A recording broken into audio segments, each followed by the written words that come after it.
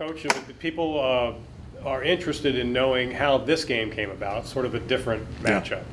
Can you help us? Sure. Well, I feel like, so you have 13 games to schedule, and I think a lot of times when you see these types of games, they're usually scheduled pretty late, and we just happen to both need a game, and able to call for a home and home. We were able to go on the road, and that usually really helps your chances of finding a game, and so that's how it came to be. Was your willingness to go on the road based on the fact you haven't played many true road games and maybe like to get one under your belt before you go to Dayton? Sure. I think, you're always looking for balance is probably the wrong word because you probably want to be a little unbalanced, but you're looking for neutral games, road game. You're trying to play the best schedule for you, the most suitable for your team, and I think that you need to have some road games in there. And I think the timing of this, who knows? But I hope the timing of this is good. And then we knew we would start the A-10 season on the road. We did know that. So, but of course, it gets so choppy. Finals to Christmas to a break and then the conference. So it's a little bit different than a Wednesday Saturday road series. Do you have any thoughts you'd like to share about the length in terms of number of games in a college basketball season? If it's too many, too few, or just right? Yeah. I'd say it's a lot. I certainly don't think we should add any more. I think it's probably if it's either just right or if it's one or two, maybe it's one or two too many. I do think it's a lot, and it puts a lot of demands. Part of the reason you play games over the holidays is because you're not missing any class, but you're putting a strain a little bit on that time of the year, which is better than putting a strain on during school time. But it's certainly a lot. I will say that. It's the only 2-semester sport, I believe, in college athletics, and you're given to want to play. You want to compete and play. But I do think it's a lot of games. In this position, did you try to plug in a regional opponent, or it wasn't a big deal to you either way? State team, regional team. Yeah, sure. We're always, I think that's probably always where we start. I think we try to, have. I think the first thing we look at is how many Power 5 conference opponents we can play. That's not completely unfavorable for the future. In other words, not just being on the road all the time. And then I think we try to have regional and state opponents. And this one. I think there probably, if you look around, especially our league or our level, you're going to find one or two of these games on everybody's schedule that's a little bit unique and a little bit different. South Alabama comes to the Robins Center next season. Yes. Mm-hmm.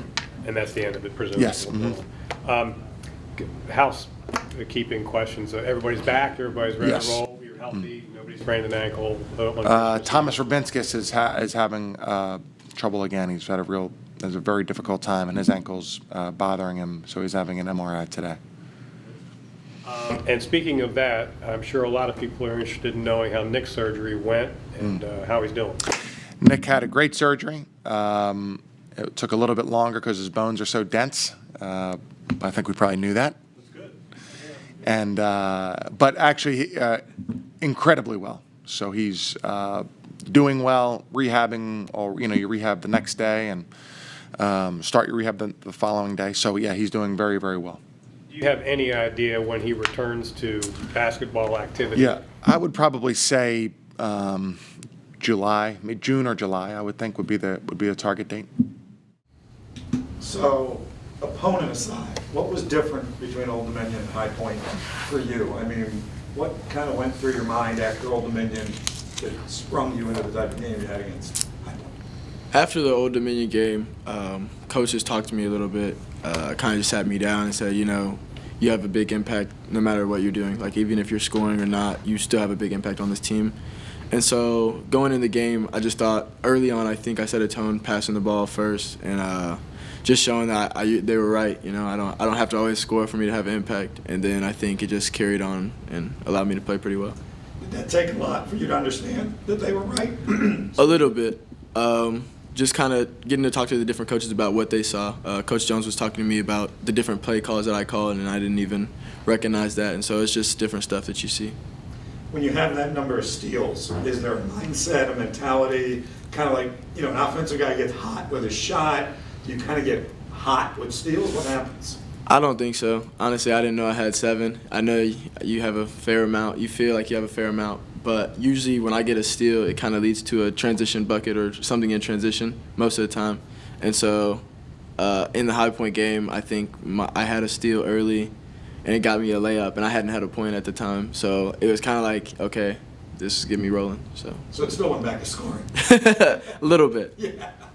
What did that game do for you guys, coming off of Old Dominion and going into the break?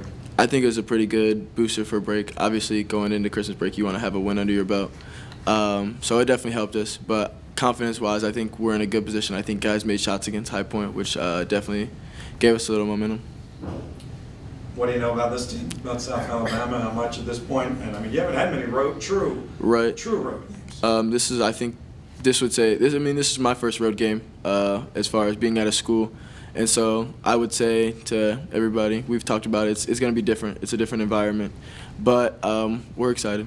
I think, you know, I like playing road games, so I'm looking forward to it. Why? Couldn't tell you. I just like, the feeling of going to somebody else's home and beating them on their home court is a really good feeling. Is there significance to this game being the last non-conference that, you know, in a week you're going to be seeing very familiar opponents? Exactly. Like you said, we had a week off earlier in the season, and that really didn't go well for us. So I think going into this game, we want to have it go well for us and then give us this week break so we know how to prepare for conference play. Hey, does Longwood, Hampton, Oral Roberts, competitively speaking, seem a long time ago, or it's still with you a little bit?